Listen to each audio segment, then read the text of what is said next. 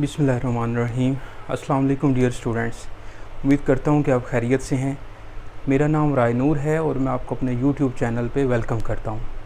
इस वीडियो में बेटा मैंने आपके साथ मैथ्स का सैम्पल टेस्ट जो है 1 उसका क्वेश्चन नंबर 7 से लेके क्वेश्चन 12 तक जो है वो डिस्कस करना है। और ये बेसिकली MCAT AKU का टेस्ट है, उसकी प्रिपरेशन के लिए ये क्वेश्चंस मैंने डिज़ाइन किए। तो इससे पहले 6 क्वेश्चन जो हैं वो इससे पहले वाले लेक्चर में मैं बना चुका हूँ, वो भी आप देख सकते हैं। तो ये बेसिकली जो आगा खान यूनिवर्सिटी के 30 क्वेश्चंस आते हैं मैथ के, उनकी प्रिपरेशन के ये प्रैक्टिस क्वेश्चंस हैं। इसको आप इस तरह से आप समझ सकते हैं। क्वेश्चन नंबर 7 से स्टार्ट करते हैं। आए जी, क्वेश्चन 7 की स्टेटमेंट है कि if A is 20% of B, if A is 20% of B and B is 75% of C, then A is what percent of C? ठीक है, यानी कि सबसे पहले तो आप A फाइंड करेंगे, A क्या है। तो A जो है बेसिकली वो 20% ऑफ B है। इसको मैं 20% को मैं 1/5 लिख सकता हूँ, यानी कि 20% को मैं 20/100 लिखूँगा। कटिंग करें तो ये 1/5 आ जाएगा। A is equal to 1/5B। अच्छा, आगे कहते हैं कि B is 75% of C। B जो है वो 75% ऑफ C है। अब 75% को आप जब लिखते हैं तो 75/100 और उसकी कटिंग करें आप 25 पे, तो 25 3 75/100। तो मैं इस 75% को 3/4 भी लिख सकता हूँ, 3/4 C। ओके, अब वो कहते हैं कि then what percent of C, A is what percent of C। अब ये जो B की वैल्यू है वो आप इसमें पुट कर दें फर्स्ट वाले एक्सप्रेशन में। तो ये बनेगा A is equal to 1/5 into 3/4 C। ठीक है, यानी कि B की जगह पे मैंने 3/4 C लिखा। इसको आप सोल्व करें, 3/20 C आ जाता है, 3/20 C। अब A is what percent of C, यानी कि then A is what percent of C। अब हमने इसको परसेंटेज में चेंज करना है। इसको मल्टीप्लाई कर दें आप 100% के साथ। तो जब इसको मैं 100% से मल्टीप्लाई करूँगा तो ये बनेगा बेटा A is equal to 3/20 C multiply by 100%। तो 25 ज़ार 100 होता है, तो 5 3 ज़ार 15% ऑफ C आ जाएगा। यानी कि A जो है वो 15% ऑफ C है बेसिकली। तो इसका आंसर क्या बनेगा? अल्फ़ा बनेगा। ठीक है, थोड़ा सा यानी कि ट्रिकी क्वेश्चन है, तो उम्मीद है कि आपको समझ आ रही होगी। मैं दोबारा इसको इलेबोरेट करता हूँ कि सबसे पहले उसने कहा है कि A इज़ 20% ऑफ B। इसकी आप एक इक्वेशन बना लें, 20% ऑफ B, तो ये बन जाएगा 1/5 ऑफ B। फिर कहते हैं कि B is 75% of C। B is equal to 75% of C किया। अब 75% को आप परसेंट ख़त्म करें तो 3/4 लिखते हैं, 3/4 ऑफ C आ जाएगा। फिर कहते हैं कि then A is what percent of C। तो A is equal to what percent of C। तो यहाँ पर जो A के एक्सप्रेशन में B है उसको ख़त्म करें और उसकी जगह पे B की ये जो वैल्यू है 3/4 C वो रिप्लेस कर दें। इसको मल्टीप्लाई किया, 3/20 C आ गया। तो इसको परसेंटेज में चेंज करना है तो मल्टीप्लाई बाय 100% करें तो 15% ऑफ C जो है वो आंसर है हमारा। यानी कि जो A है वो 15% ऑफ C है बेसिकली। तो अल्फ़ा ऑप्शन जो है बेटा इसकी करेक्ट ऑप्शन है। फॉलो करें बात आप। अब आ जाए जी क्वेश्चन नंबर 8 पे। The average of the first 35 positive integers is, positive integers mean 1 2 3 4 so on. और पॉजिटिव इंटीजर्स को आपको पता है कि नेचुरल नंबर्स भी कहते हैं। नेचुरल नंबर्स जो हैं वो पॉजिटिव इंटीजर्स ही होते हैं बेसिकली। तो 35 जो पॉजिटिव इंटीजर्स हैं उनकी आपने एवरेज लेनी है। अब सबसे पहले तो इसका जो सम है वो फाइंड करें, 1 + 2 + 3 + 4। तो ये एक लंबा जो कैलकुलेशन है जिसमें मिस्टेक भी हो सकती है एडिशन करते हुए। तो इसके ना बेटा मैं आपको 3 फार्मूले लिखवाता हूँ। ऐसे भी हो सकता है the average of the first 35 positive integers, the average of the first 35 square integers, ठीक है जी, स्क्वायर पॉजिटिव इंटीजर्स, या उनका क्यूबिक पॉजिटिव इंटीजर्स का भी जो है वो एवरेज पूछी जा सकती है। तो इसके बेटा समीशन के 3 फार्मूले हैं, वो मैं आपके साथ लिखता हूँ, आपके साथ शेयर करता हूँ। ये मैं जो है ना वो रेज कर देता हूँ।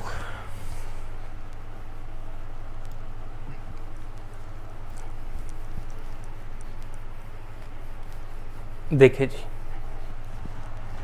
अगर आपके पास पॉजिटिव इंटीजर्स हों 1 2 3 and so on n positive integer simple, तो ये बेसिकली इसको समीशन जब ऐड करते हैं तो इसको चाहे आप ना ऐसे लिखें, आप समीशन के इसको बोलते हैं वैसे, तो ये n into n plus 1 over 2 बनता है, n into n plus 1 over 2।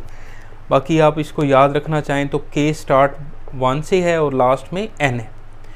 इसी तरह 1 का स्केयर प्लस 2 का स्केयर प्लस 3 का स्केयर अगर sum of squares of positive integers हों और n स्क्वेयर, तो ये इक्वल आ जाएगा n into n plus 1 into 2n plus 1 over 6, n into n plus 1 into 2n plus 1 over 6। और अगर क्यूबिक इंटीजर्स हों, पॉजिटिव इंटीजर्स के क्यूब और फिर उनका सम आपने फाइंड करना हो तो n क्यूब, तो ये बेटा आ जाता है n into n plus 1 over 2 का होल स्क्वेयर, ठीक है जी। अब यहाँ पर सिर्फ वो पॉजिटिव इंटीजर्स कह रहा है 35, तो पहले इसका आप सम फाइंड कर लें। सम फाइंड करने के बाद आप 35 से डिवाइड कर देंगे तो एवरेज आ जाएगी। तो इस पर बेटा हमने जो ये वाला फर्स्ट वाला फार्मूला है वो लगाना है, n की जगह पे आपने 35 जो है वो पुट कर दें, 35 इंटू 35 प्लस 1, ये भी 35 है, ओवर 2 करें तो ये आ जाएगा बेटा 36 डिवाइड बाई 2 18 आ जाएगा। तो 35 मल्टीप्लाई बाई 18, इसको मल्टीप्लाई करने की भी ज़रूरत नहीं है। अब एवरेज फाइंड करनी है तो ये बेसिकली सम है, इस सम को जब नंबर ऑफ़ वैल्यू से 35 से आप डिवाइड करेंगे तो एवरेज मिल जाएगी आपको। तो इसी को एवरेज के लिए 35 मल्टीप्लाई बाई 18 को 35 से ही डिवाइड कर दें तो बेटा एवरेज जो है वो हमें मिल गई 18। ओके जी, तो इसकी करेक्ट ऑप्शन जो है बेटा चार्ली है। अब ये छोटे छोटे जो फार्मूले हैं ये आपको याद करने पड़ेंगे। ओके, क्वेश्चन नंबर 9 पे आ जाएं जी। क्या कह रहे हैं, if 1 over b minus d is equal to 3 then d find करना है आपने। कैसे करेंगे सॉल्व, देखें मैं इसको इस तरह से भी लिख सकता हूँ, 1 is equal to 3 into b minus d, और 3 इधर आके डिवाइड होगा तो 1/3 is equal to b minus d, ठीक है। डी फाइंड करना, माइनस डी को इधर ला के प्लस करें और 1/3 उधर जाके माइनस हो गया। ओके, सिंपल डी को जो है वो आपने सेपरेट करना था, उसको डी को जो है वो आपने सब्जेक्ट बनाना था। तो इसकी करेक्ट ऑप्शन बन रही है अल्फ़ाबेट। ओके, समझ आ रही है आपको। अब आ जाए जी क्वेश्चन नंबर 10 पे। क्वेश्चन नंबर 10 को जो है वो मैं यहाँ पे सॉल्व करता हूँ, इसको एक दफ़ा आप देख लें अच्छे से और फिर मैं ये रेज करने लगा हूँ। Okay ji, okay.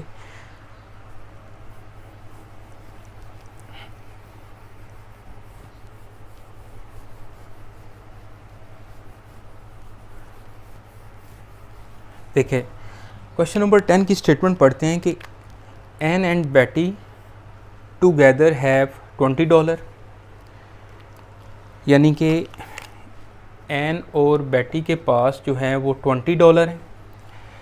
एंड बेटी एंड कैरल टुगेदर हैव $16, और बेटी और कैरल के पास जो है वो $16 है। तो ये आ जाएगा B plus C is equal to $16। Okay, जैसे जैसे क्वेश्चन लिखा हुआ है वैसे वैसे आप उसकी इक्वेशन जो है वो बनाते जाएं। इसके बाद है कि Ann and Carol together have $24, यानी कि एन और कैरल के पास जो है वो कितने डॉलर्स हैं, $24 हैं। What is the smallest number of dollars that any girl has alone, यानी कि smallest number of dollars find करने हैं कि किसी भी गर्ल के पास जितने हों, smallest number of dollars find करने हैं। तो पहले तो आप इन तीनों में से जैसे देखें तो ए प्लस बी, बी प्लस सी, सी ए प्लस सी, तो इसमें से आपने ए, बी और सी की वैल्यू फाइंड करनी है। जो स्मॉल वैल्यू होगी, स्मॉलेस्ट वैल्यू होगी, वही आंसर है। जैसे मैं इसको दोनों को माइनस करूं तो सी से सी कैंसिल हो जाएगा, सब्ट्रैक्ट कर दें यहीं पे, तो जब सब्ट्रैक्ट करेंगे तो साइन जो है वो चेंज हो जाएंगे। तो ये बन जाएगा बेटा b minus a is equal to 16 minus 24 करें तो -8 आ जाएगा। ठीक है, b minus a is equal to -8। इसमें मैं a प्लस बी ऐड करूँ तो हमें जो है वो b मिल जाएगा। तो a प्लस बी को मैं b प्लस ए भी लिख सकता हूँ, इज इक्वल टू 20। इनको जब बेटा ऐड किया तो ये आ जाएगा 2b is equal to 20 minus 8 कितना होगा 12, और b की वैल्यू क्या आ गई 6 आ गई। b की वैल्यू हमें क्या मिल गई 6। अब b की वैल्यू आप इसमें पुट करें, a plus 6 is equal to 20, तो a की वैल्यू हमें मिल गई 14। ओके, अब a की वैल्यू आप इसमें पुट करें या b की वैल्यू इसमें पुट करें तो हमें c मिल जाएगा। तो b plus c is equal to 16 है, तो 6 plus c is equal to 16, तो c इज इक्वल टू 10 आ गया। अब स्मॉलेस्ट जो डॉलर्स हैं वो $6 हैं जो कि बेटी के पास होंगे। बात फॉलो करें, सिंपल इक्वेशंस बनाई हैं, उनको आपस में सॉल्व किया है और करेक्ट ऑप्शन जो मिल रही है हमें बीटा मिल रही है जी $6। क्लियर। अब आ जाएं जी इस क्वेश्चन के ऊपर। क्वेश्चन नंबर 11 है कि 1/6 of a day is 1/6 of a day is what part of the time between 3 p.m. Monday and 3 a.m. Thursday of the same week, यानी कि सेम वीक है और 3 p.m. मंडे से लेके 3 a.m. थर्सडे तक जो टाइम है ये टोटल टाइम है। ओके, उसका पार्ट आपने फाइंड करना है 1/6 ऑफ अ डे। अब एक डे में जो है वो टोटल जो आवर्स हैं वो 24 आवर्स हैं। सबसे पहले तो आप 1/6 ऑफ 24 निकाल लें तो कितने आवर्स आ गए 4 आवर्स आ गए। 4 आवर्स की रेशो आपने लेनी है इस टाइम के साथ। इस टाइम को हमें पहले कैलकुलेट करना पड़ेगा और मैं ये जो है क्वेश्चन अब पेश करने लगा हूँ।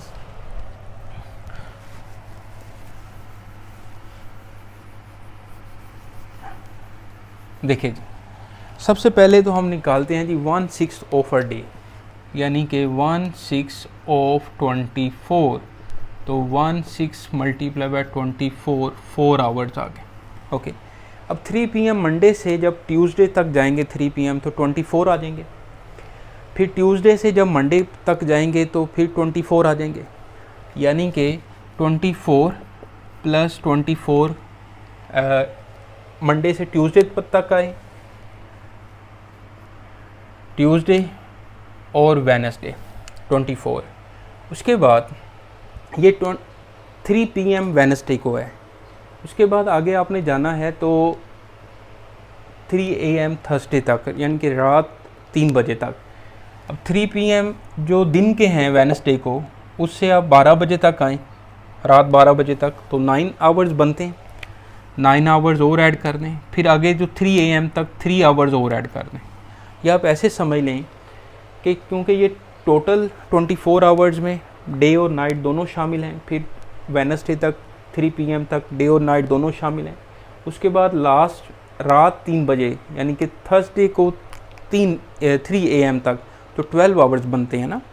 ठीक है, तो इनको आप ऐड करें, 9 + 3 12, सबको ऐड करें 24 48, तो 48 + 12 करें तो 60 आ जाएगा। ओके, अगर छोटा सा आप क्लॉक बना लें तो इस तरह से भी आप इसको समझ सकते हैं कि 3 से स्टार्ट किया, 3 से एक रोटेशन स्टार्ट की, 12, फिर एक दो डबल रोटेशन आएगी ना, तो 3 p.m. आएगा। ओके, तो एक 24 डबल रोटेशन पे, फिर डबल रोटेशन पे 24, फिर यहाँ पे हम खड़े हैं वेडनेसडे को। ओके, वेडनेसडे के बाद यहाँ पर आप 12 तक आएँ तो 9 आवर्स, फिर 3 a.m. पे, रात के 3 a.m. पे आएँ तो 3 घंटे और है, 12 आवर्स। बात फॉलो कर रहे हैं। तो AM मीन रात के जो है वो 3 बजे हैं, ओके। और PM और AM का आपको पता है कि PM क्या होता है, पोस्ट मेरिडियम, और AM जो है वो पास्ट मेरिडियम, और AM एंटी मेरिडियम, जस्ट आप नॉलेज के लिए। तो इस तरह से ये टोटल आवर्स जो है वो 60 आवर्स बनते हैं। अब इनकी आप रेशो फाइंड करें तो 4/60 जो है ये आ जाएगा 1/15 बेटा। तो इसकी करेक्ट ऑप्शन क्या बनेगी, चार्ली बनेगी। तो चार्ली जो है 1/15 इसकी करेक्ट ऑप्शन है बेटा, ओके। अब आ जाइए क्वेश्चन नंबर 12 पे। T is an integer greater than 5, the expression that must represent N odd integer is. देखें T जो है ना उस पर कंडीशन लगा दी है कि वो 5 से जो है वो ग्रेटर है, यानी कि 6, 7, 8 जो भी हो। The expression that must represent N odd integer, तो इनमें से कौन से ऑड इंटीजर हैं। अब ये दो कम अज़ कम इंटीजर जो है वो पुट करके चेक कर लें। जैसे मैं इसमें 6 पुट करता हूँ, 6 प्लस 1 7, 7 6 आर 42, ये तो इवन इंटीजर है, ओके। यहाँ पे आप पुट करें 6 का स्क्वायर 36, ओके। 7 का स्क्वायर 49 ऑड आ रहा है, लेकिन 6 का जो स्क्वायर है वो 36 आ रहा है। तो मस्ट बी के लिए ये must represent N odd integer का मतलब है कि 5 से जो भी बड़ा इंटीजर आप उसमें पुट करेंगे आंसर हमेशा ऑड इंटीजर आना चाहिए, मस्ट बी के लिए। 3t - 1 करें, 6 पुट करें, 6 3 ज़ा 21, 21 - 1 करें 20, 7 पुट करें, 7 3 ज़ा 21, 21 - 1 करें 20, और 6 पुट करने से 6 3 ज़ा 18 - 1 17। तो ये देखें, तो 6 पुट करें तो आंसर 17 आ रहा है, 7 पुट करें तो आंसर जो है वो 20 आ रहा है। तो इसलिए ये मस्ट भी नहीं है, ओके। कभी इवन और आंसर आ रहा है, कभी ऑड आंसर आ रहा है। डेल्टा ऑप्शन ही रह गई है, यही फिर करेक्ट ऑप्शन होगी। 2t - 3 जो है 6 पुट करें, 6 2 ज़ा 12 - 3 कितना होगा, 12 - 3 9 होगा, ठीक है जी। 7 पुट करें, 7 2 ज़ा 14 - 3 करें 11 होगा, 7 2 ज़ा 14 - 3 11। 8 पुट करें, 8 2 ज़ा 16 - 3 13। तो जो डेल्टा ऑप्शन है ये मस्ट बी ऑड इंटीजर होगा फॉर ऑल ग्रेटर देन 5 के लिए, ओके। तो इस तरह इसकी करेक्ट ऑप्शन जो है बेटा डेल्टा है। तो बेटा इसको आप अच्छे से पढ़ें, उम्मीद है कि आपको समझ आ रही होगी। बड़ा सिंपल सा मेथड से मैं आपका क्वेश्चन करवाता हूँ, कोशिश करता हूँ कि आपके लेवल पे आके आपको मैं समझा सकूँ। बाकी कोई कमी बेशी रह जाए तो ज़रूर कमेंट्स करें, और दोस्तों के साथ इस वीडियो को शेयर करें। अपना बहुत ख्याल रखें जी, और नेक्स्ट वीडियो तक के लिए राय नूर को इजाज़त दें। अल्लाह हाफिज़।